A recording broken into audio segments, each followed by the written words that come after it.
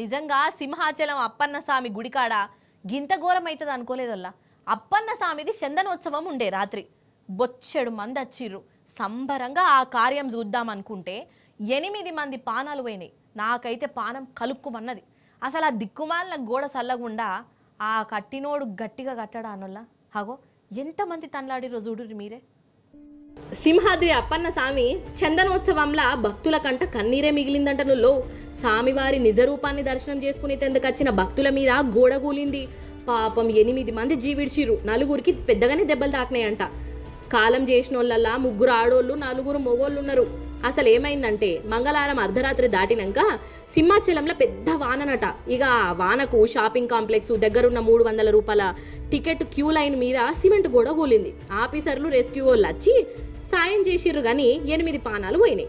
ఇక సింహాచలంలో ఘోరం జరిగిందని ఎరకవుడుతోనే ఆంధ్ర సీఎం చంద్రబాబు సారు చిన్న సీఎం పవన్ కళ్యాణ్ సారు బాధపడ్డారు. జీవిడిచిన కుటుంబాలకు ప్రభుత్వం తరపున 25 లక్షల ఎక్స్గ్రేషియా ఇస్తామని చెప్పిర్రు.